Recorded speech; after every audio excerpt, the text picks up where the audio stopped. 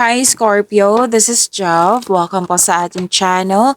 By the way, Scorpio, this is your weekly by tarot reading from January 6 to 11, 2026. Gamitin ang reading na ito bilang gabay lamang. Tandaan, Scorpio, ito po ay general reading. This is for you, Scorpio.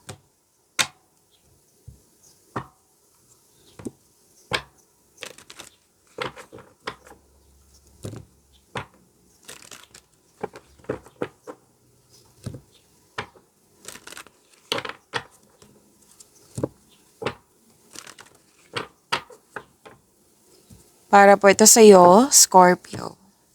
And January 6 to 11, 2026.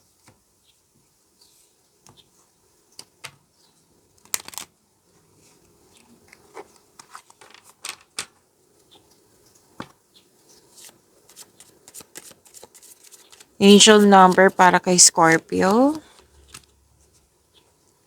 Angel number 444, protection. Sabi po dito, this is your time to take confidence in all that you pursue. In all that you pursue. The divine universe is working through you and protecting you. Time has come to allow all the doors of opportunity to welcome you with open arms. To attract more blessings, let us say the power affirmation. Let us say, I feel the loving care of the divine protecting me. I allow myself to pursue growth and opportunity. Wow! So this is opportunity na magkakaroon ng growth. And you are divinely guided. Scorpio, angel number 444. Maraming salamat po sa inyong patuloy na suporta sa mga nag-donate, sa mga hindi nag-skip ng ads.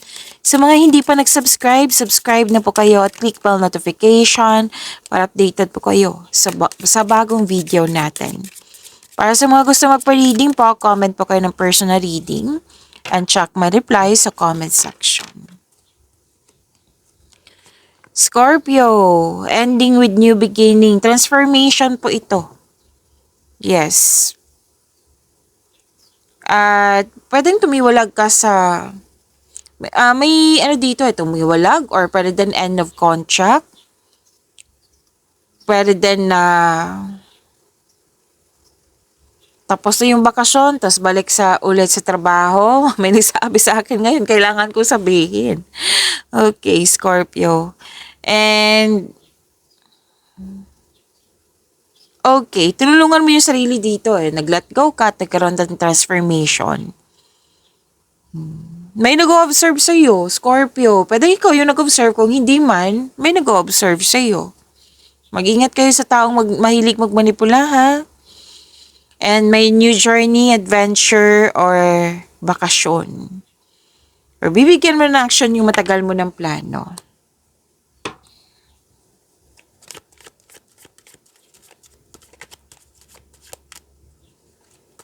Energy ni Scorpio ngayon January 6 to 11, 2026.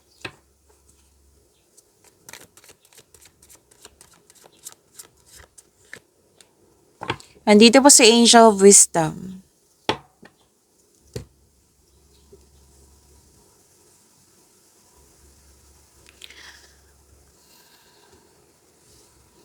Para sa mga bago dito, kung may napansin kayo na repeating message, yan po yung pinupush ng card sa inyo. Like for example, nanood kayo sa isang video reading nyo, sa monthly, daily, sa first half, sa 2026, at dito din sa weekly nyo. At may napansin kayo na repeating message, yan po yung pinupush ng card sa inyo na kailangan nyo bigyan ng atensyon, solusyon at aksyon kung maaari po. So na yung energy ni Scorpio for this week.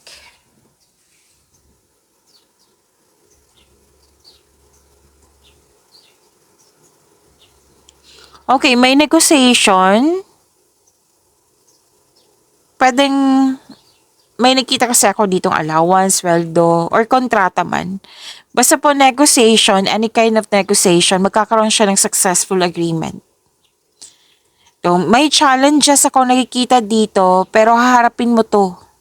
Kasi katapangan ang nakikita ko sa iyo dito Yes. Tapos, Huwag po daw kayo mag-focus sa problema kasi magdudulot ito ng pagtigil. May nakita rin ako dito, may pinagtanggol mo yung isang tao laban sa iba. Okay? Basta may nakita ko dito yung defensiveness, nag-strat plan, nanindigan. Yan.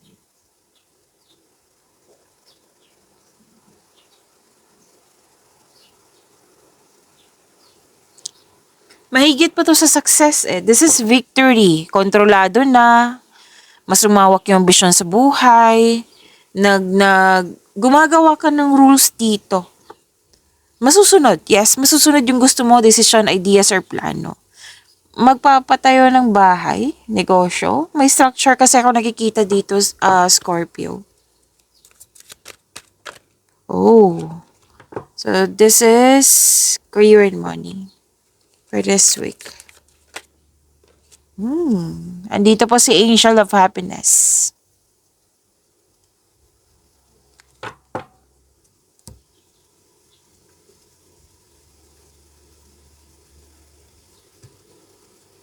Career and money niyo po.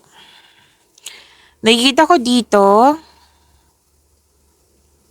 nilagaan mo yung posisyon mo, trabaho mo. Marami kang naisip ng bagong ideas para sa ikakabuti na yung career and money. Okay. Ilan nga sa inyo dito magpapatayo ng bahay or home decoration? May nakita ko home decoration dito.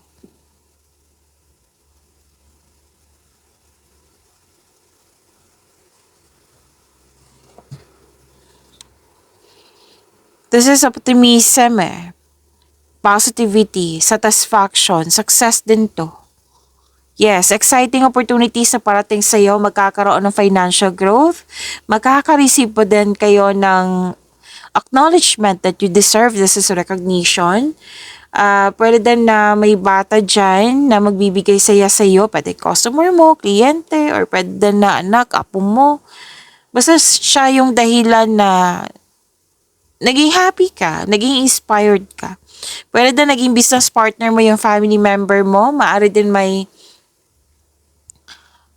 tinutulungan ka ng yung family na nagdudulot ito ng happiness sa iyong buhay.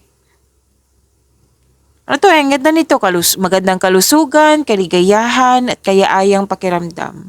Sinabi na ng card nyo dito, enjoy your success, Scorpio.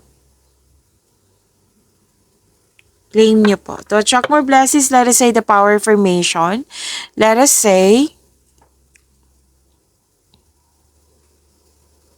I am content and confident. I am content and confident. Kung sa Tagalog pa kasi may nag-request po, ako ay kontento at may tiwala.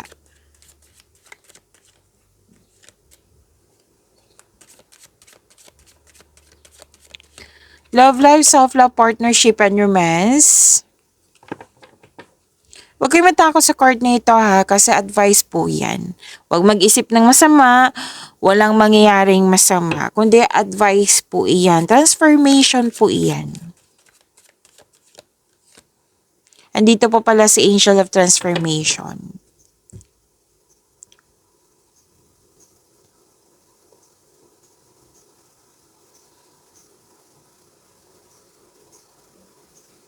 Sa love life nyo to ha, self-love, partnership, and romance. So, transformation ha, transformation, may releasing. Naalala nyo yung sinabi ko nina dito. Lumabas din siya eh, yung nirelease mo, nag-let go ka, yan. Transformation, transition, necessary change. Parang perfect time, kumbaga. Okay, sa mga lahat kayo eh. Lahat kayo. Dating malapit sa iyo. Babalik para mag-reconnect sa iyo. At may nakita rin ako ditong paglilipat ng lokasyon or paglilipat ng bagay. May space din ako nakikita dito. So, space is a sign of respect sa iyong sarili, sa kapwa mo, sa inyong connection.